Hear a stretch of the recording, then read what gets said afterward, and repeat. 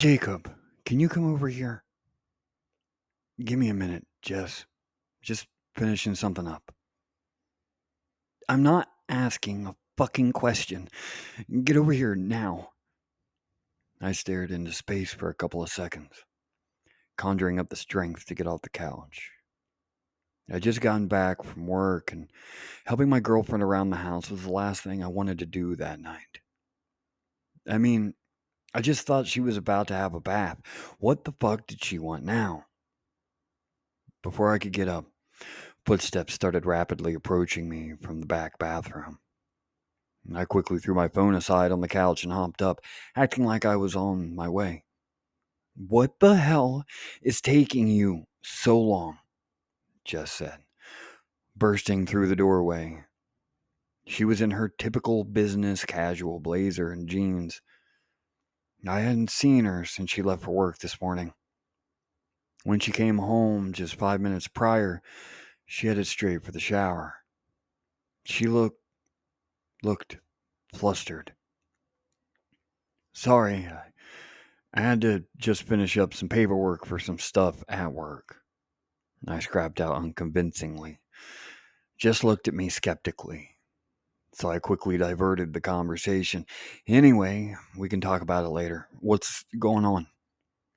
I think I don't really know how to explain it," Jess said. I could sense a quiver of fear in her voice. "There's like an infestation, like of spiders." I could feel my skin crawl. I sure as hell wasn't hoping to have a showdown in the bathtub with a tarantula. No, no spiders. Just flies, I think. It's not a whole nest or anything. They're just crawling out of the floorboards. I saw a few last night, but there's way more now. Shit. Well, I guess I'll go check it out if you want. Jess nodded and we locked eyes. She almost looked afraid. Her eyes bleached with a sense of sorrow, while her brows furrowed. In fear? Maybe disappointment. It had always been so hard to read her. I had so many questions to ask her, but all I could choke out was, "Are you okay?" She stared downwards and said, "Tough day at work." "You're a bad liar."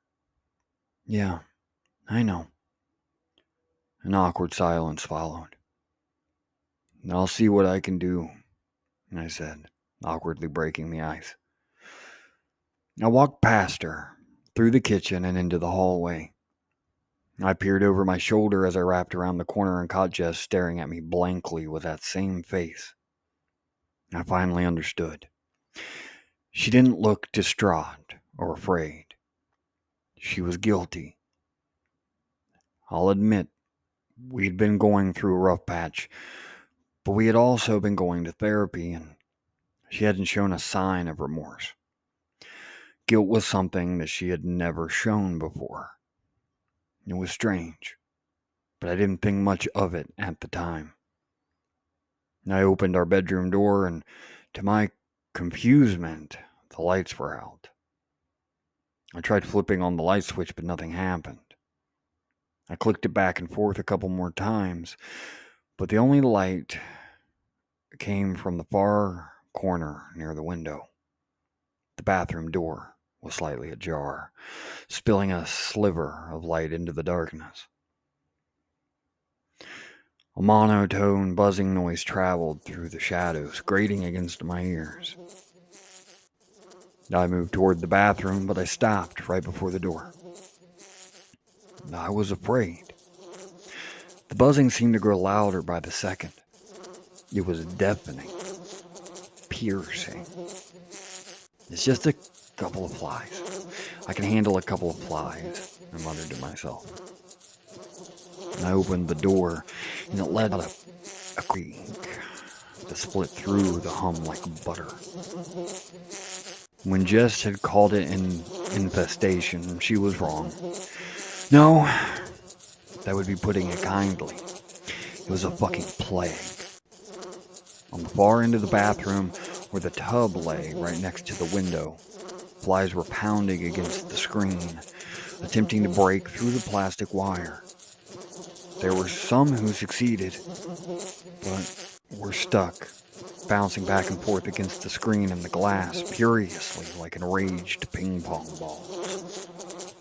Their murmurs resonated through the room, the drone buzzing, mimicking the sound of power lines on a hot summer day. I felt like running, but instead I moved closer. I stood straight over the tub, looking down at the floorboards. Flies were flying out of the cracks by the seconds. The floor held a mixture of insects, dead and alive. There were ants and beetles that scurried among a graveyard of dead flies. That's when it hit me. A wafting stench flared in my nostrils and made my eyes water. I shoved myself further into the swarm, getting pelted by insects as I shoved my hands forward. I gripped my fingers around the corner of the screen and ripped it back. Flies ricocheted off my face, looking for a route to freedom. My hands fumbled for the bottom of the window and I shoved it upward. The insects whirled out of the room, exiting through the window and into the night. I fell backwards and scrambled away from the continuous swarm exiting through the floorboards. The buzzing of the insects eventually faded. I got up, slowly but surely, and stumbled back over to the window. The flies were gone, but the stench still lingered. I looked downwards, over the sea of dead flies, beetles, and ants, and toward the floorboard. One spot in particular caught my eye. A few flies were still crawling out, but I took a large step over the bathtub and crunched down on the beetles and flies. I squatted down next to the floorboard, noticing it was very loose. I gripped my hands around it, took a deep breath, and ripped it out.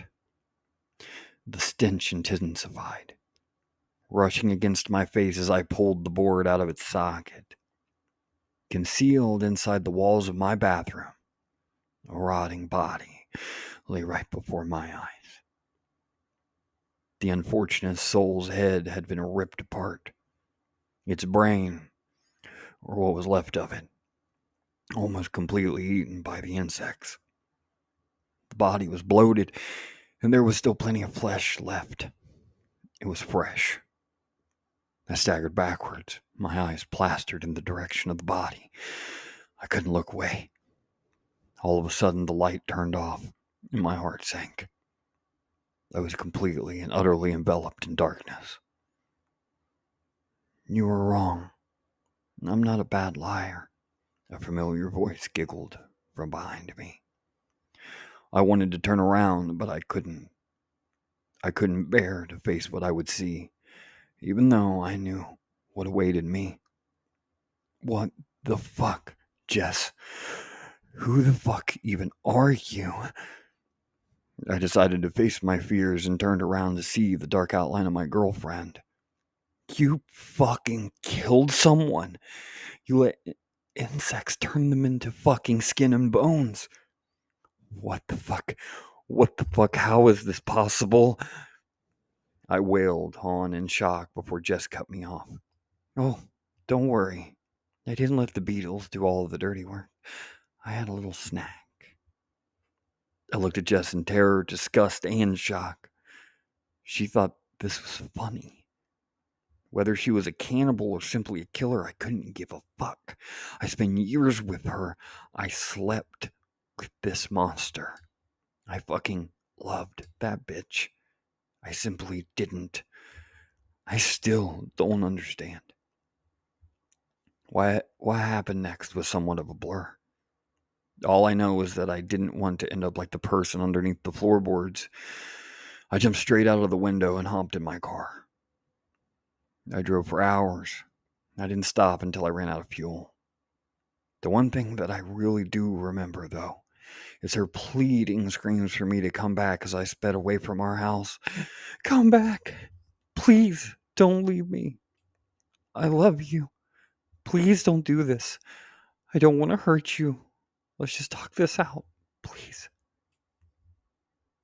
As much as I want my old Jess back, I have a feeling my old Jess never existed. I don't know what would have happened if I had stayed the night. She might have spared me. She might have still loved me. Maybe we could have lived on as if her little hobby didn't matter. But I didn't. And I don't think I ever could have.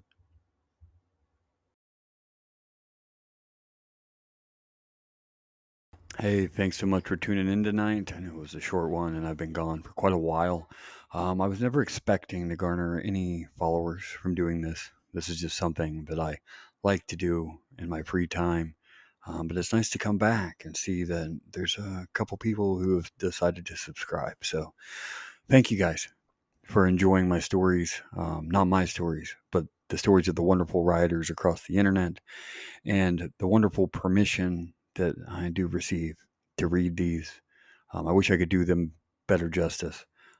As you're aware, in every screen or thumbnail, I always attribute the creator. So, give them some love. If you're a Redditor, check out the Reddit name. They write some good stuff. They always do. And yeah, man, stay tuned for more stories from the static.